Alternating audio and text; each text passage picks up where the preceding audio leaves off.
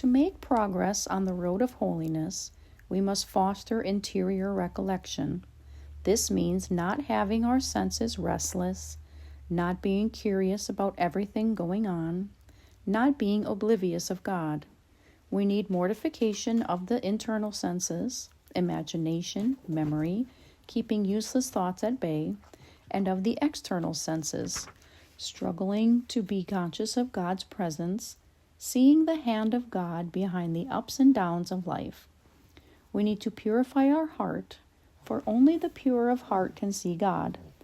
Lack of purity, attachment to the goods of the earth, and giving the body all that it wants, dull the soul's interest for the things of God.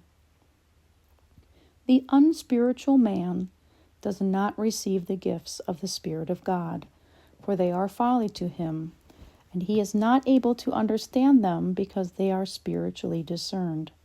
The spiritual man is the Christian who bears the Holy Spirit in his soul in grace and has his heart and mind fixed on Jesus. His pure, sober, and mortified life is the best preparation for being a worthy dwelling place for the Spirit, a place where the Paraclete can dwell with all his gifts. When the Holy Spirit finds the soul well disposed, he takes it over and leads it along paths of deep prayer. We start with vocal prayers, which many of us have been saying since we were children.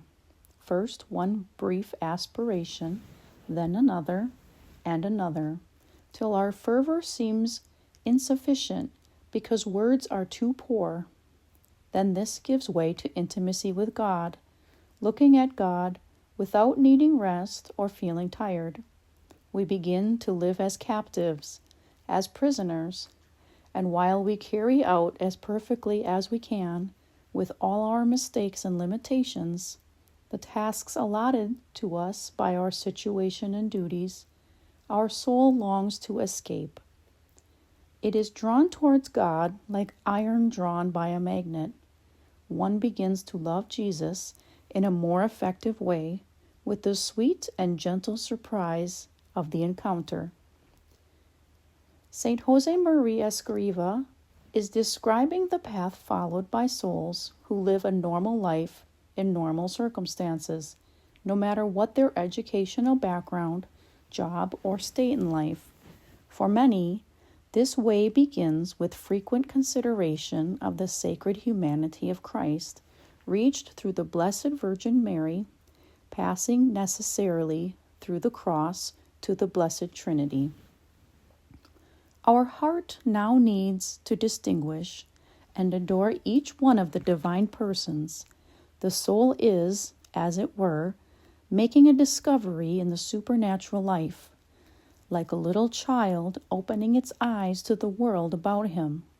The soul spends time lovingly with the Father and the Son and the Holy Spirit, and readily submits to the work of the lifelong Paraclete, who gives himself to us with no merit on our part, bestowing his gifts and the supernatural virtues. As we finish our prayer, let us turn to Mary, who had the fullness of grace and the gifts of the Holy Spirit, and ask her to teach us to come close to and to love the Paraclete always. But in a special way during this decenniary, we ask her to help us not remain stuck halfway along the road that leads to the holiness we are called to.